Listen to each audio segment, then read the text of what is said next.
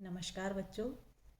आज हम जानेंगे कक्षा 11वीं वितान एवं कक्षा 12वीं स्वाति हिंदी विशिष्ट सहायक वाचन में सम्मिलित निबंध भारतीय गायिकाओं में बेजोड़ लता मंगेशकर। इसके लेखक हैं कुमार गंधर्व।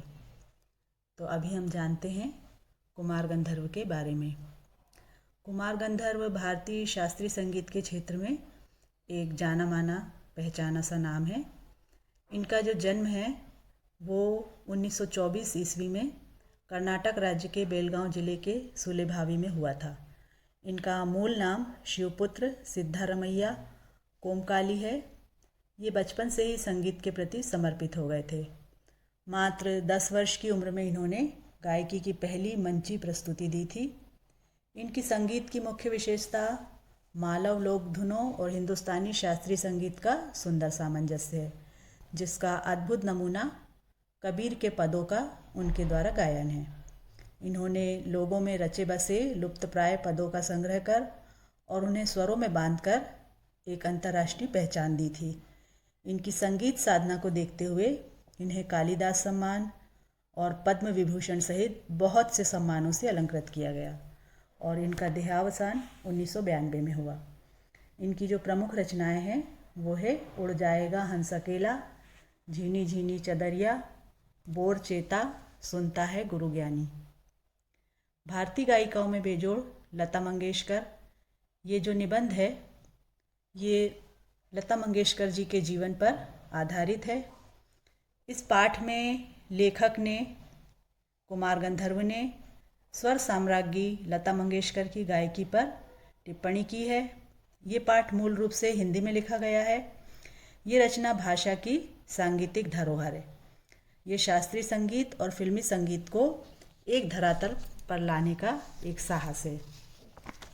ऐसा माना जाता है कि शास्त्रीय संगीत और चित्रपट संगीत में जो बहुत बड़ा अंतर है और चित्रपट संगीत को जो लोकप्रियता प्राप्त हुई है वो लता जी के कारण ही प्राप्त हुई है। लता मंगेशकर के गानपन के बहाने लेखक ने शास्त्रीय और चित्रपट संगीत के संबंधों पर भी अपने विचार व्यक्त किए हैं।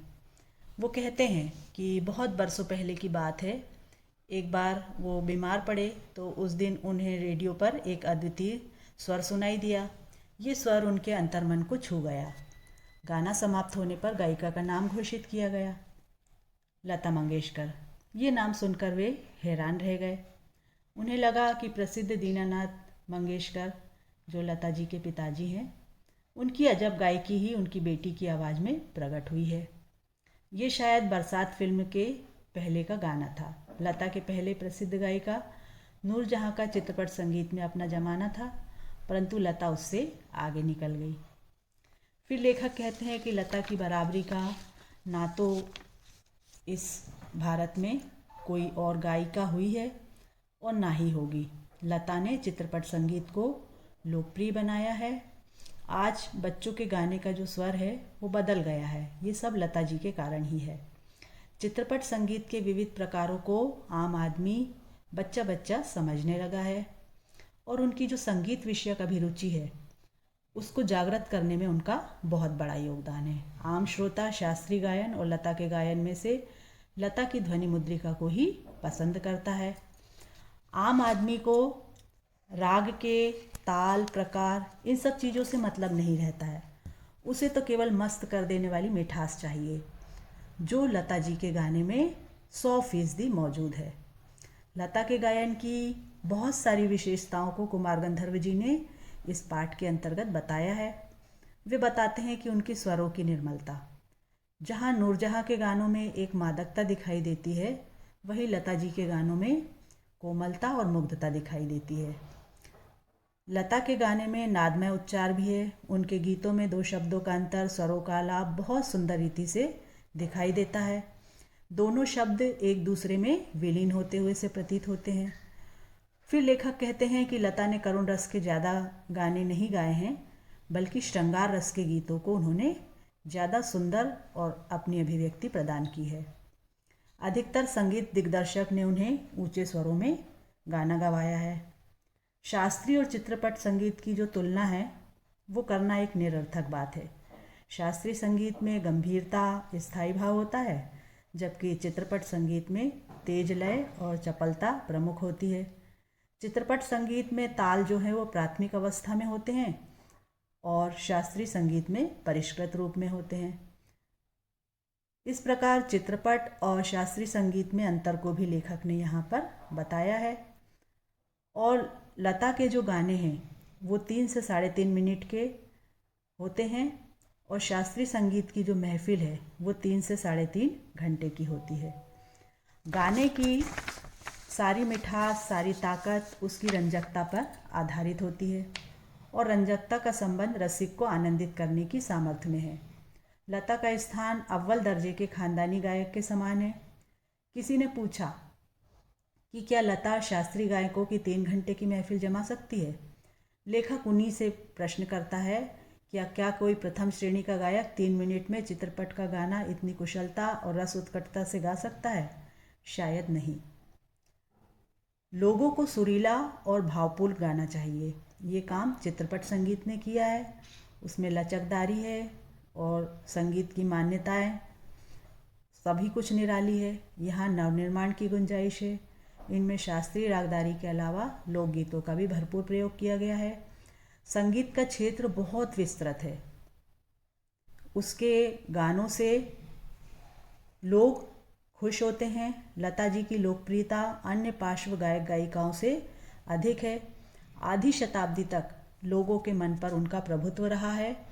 ये एक चमत्कार है जो हमारी आंखों के सामने दिखाई दे रहा है। अभी हमने जाना कि शास्त्रीय गायिकाओं में बेजोड़ लता जी, इसमें जो पूछे जाने वाले प्रश्न हैं वो ये हैं कि लता जी के गायन की कौन कौन सी विशेषताएं हैं। तो लता जी के गायन की विशेषताएं आपको उत्तर स्वरूप दिख रही होगी। उनकी विशेषताएं हैं गानपन, स्वरों की निर्मलता, कोमलता और मुग्धता, नादमय उच्चार, स्वर कोकिला, चित्रपट संगीत की अनभिषिक्त साम्राज्ञी, सुरीलापन, श्रृंगार के गीतों की अधिकता, द्रुतलय, स्वर लय शब्दार्थ की त्रिवेणी का संगम और लोकप्रियता का शिखर अचल। इसके बाद हम दूसरे इम्पॉर्टेंट प्रश्न के ऊपर आते हैं। ये पूछा जाता है कि शास्त्रीय और चित्रपट संगीत में क्या अंतर है। तो शास्त्रीय संगीत और चित्रपट संगीत में जो अंतर हैं वो मैं आपको बताने जा रही हूँ। पहला अंतर है स्थायी भाव। शास्त्रीय संगीत में जो गंभीरता होती है वो स्थायी भाव होता है और चित्रपट संगीत में चपलता स्थायी भाव होता है। दूसरा अंतर बता रही हूँ मैं समयावधि का। शास्त्रीय संगीत की समयावधि 3 से 3.5 घंटे की होती है और चित्रपट संगीत की समयावधि 3 से 3.5 मिनट की होती है। तीसरा अंतर बता रही हूँ मैं ताल। शास्त्रीय संगीत में ताल अपने परिष्कृत रूप में होता है और चित्रपट संगीत में आधे तालों का प्रयोग होता है। चौथा अंतर बता रही हूँ मैं लयकारी। शास्त्रीय संगीत की जो लयकारी होती है वो कठिन होती है और चित्रपट संगीत की लयकारी आसान होती है। तो बच्चों, हमने देखा कि शास्त्रीय और चित्रपट संगीत में अंतर किस प्रकार होता है। इसके 4 पॉइंट आपको समझ में आ गए होंगे। आगे हम बढ़ते हैं। तीसरा प्रश्न जो बहुत इम्पॉर्टेंट है परीक्षा की दृष्टि से, कक्षा 12वीं और 11वीं दोनों में पूछा जाता है। पाठ में आए विभिन्न प्रदेशों के लोकगीतों की जो चर्चा की गई है, आप भी अपनी बोली के कोई लोकगीत की पंक्तियाँ लिखिए और उसका मातृभाषा में अनुवाद कीजिए।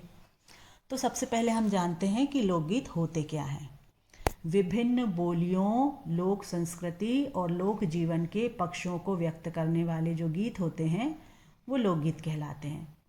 लोकगीत अपनी संगीतात्मकता के कारण अधिक प्रभावशाली हो उठते हैं। लोकगीतों में जीवन का उल्लास, विषाद, भक्ति भावना, हास्य, व्यंग, प्रेम, प्रकृति, आक्रोश आदि भावों का समावेश होता है।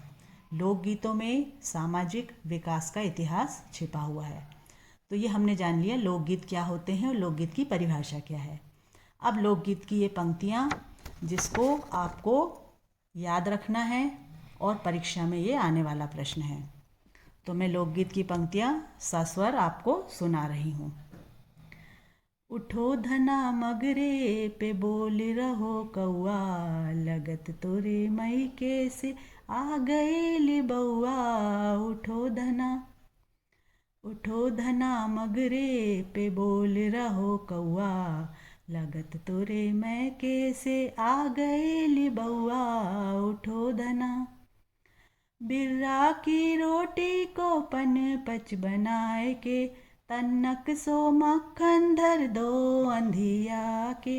बिर्रा की रोटी को पन पच बनाए के, तन्नक सो मक्खन धर दो अंधिया के।